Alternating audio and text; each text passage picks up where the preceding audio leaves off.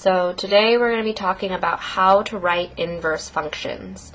So this is going to be specifically for linear functions. So in this example right here, we want to write the inverse function of f of x equals 4x minus 8. So anytime we want to write the inverse of something, we can always follow the same 4 steps. I'm going to show you what they are. So step 1. Step 1 is to always rewrite so that instead of the f of x that you see right here, we just rewrite it as our variable y. So instead of f of x equals 4x minus 8, I'm going to write it as y equals 4x minus 8. After we do this, it makes it a lot easier to solve. So step 2, this is kind of like our inverse step. So anytime we have an inverse function, we need to make sure that the x and y values are switched. So when we're writing an equation, the inverse equation, we need to switch the x and y variables.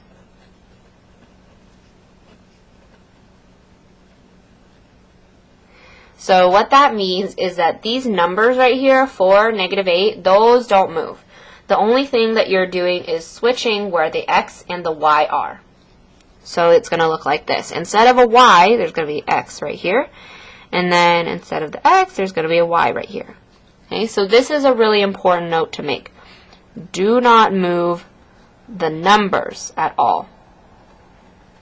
Only your variables, your x and y, are going to be switching spots. This is a really important step because now we're about halfway to writing out our inverse function. Okay, after we do that, the next step, step 3, is that we need to now get y by itself. So we want to solve. So y is by itself on one side, because we cannot leave our function like this. Y needs to be by itself. So I'm going to add 8, so do plus 8 on both sides. Now we have x plus 8 equals 4y. I still need to get rid of this 4, so I'm going to divide 4 on both sides. And we are left with x plus 8 over 4 equals y. So now my y value, or my y variable, is by itself. When you are done with this step, you can leave your equation like this, but you can also simplify it. So when you have x plus 8 over 4, we can simplify this a little bit further as x divided by 4 is the same thing as 1/4 x. And 8 divided by 4 would be plus 2. So this would be the simplified form of this equation right here. So you can leave it as x plus 8 over 4, or you can simplify it so it looks a little bit more like y equals mx plus b.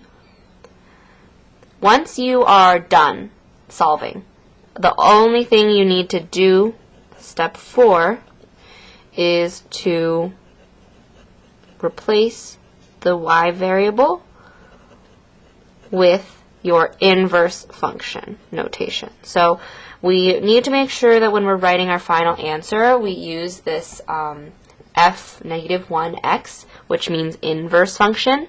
That way we know which function, which equation is our inverse equation and which one is the normal equation. So I'm going to just replace this y value with my inverse function notation. So the inverse function is, you could either write it as x plus 8 over 4, or you could write the simplified version of the inverse function, which is 1/4 x plus 2. Both of these are considered correct. This is just the more simplified one, and it's a little easier to graph. But this is really important that you make sure that you use this inverse function notation when you're writing your final answer. So either one of these would be our answer, our inverse function. So let's take a look at how to solve one more problem. This is going to be very similar. We're going to follow the exact same steps. This is just a slightly different looking equation. So we have write the inverse function of f of x equals negative 1/2 x plus 11. So we're going to follow the exact same steps. So the step 1, 2, 3, 4 are going to be the exact same. So step 1, we needed to rewrite. So instead of the f of x symbol right here, we are going to rewrite it as y. So this would be y equals negative 1/2 x plus 11. Once we do that, our step 2, switch places with the x and y variables. So these two variables need to switch places, so we should have x equals negative 1/2 y plus 11. Remember, this is like our inverse step. We need to make sure they switch spots. And then after we do that, step 3. This is the part that's going to look a little bit different because our equation is a little different from the last one. We need to solve for y by itself.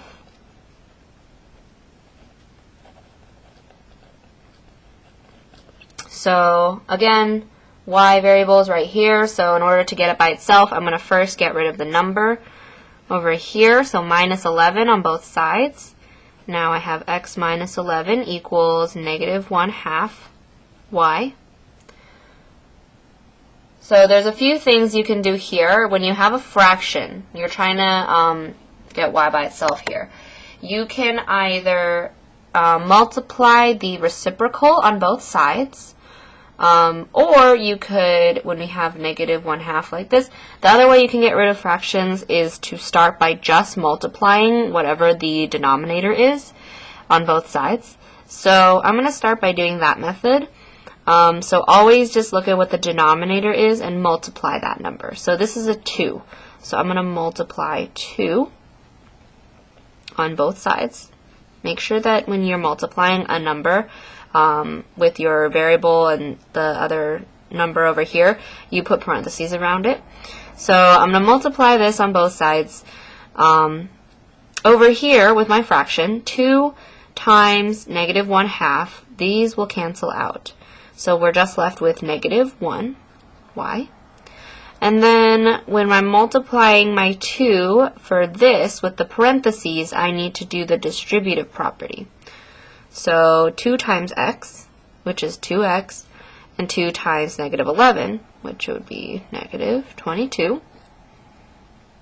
And now I just have this negative 1 that I need to get rid of. So this, I would just divide negative 1 on both sides. So divide by negative 1. And my equation would be 2x divided by negative 1 would just make negative 2x. Negative 22 divided by negative 1 would be positive 22, so this would be plus 22. And then my last step, don't forget this step 4. Okay, replace the y variable with your inverse function notation. So the f negative 1x.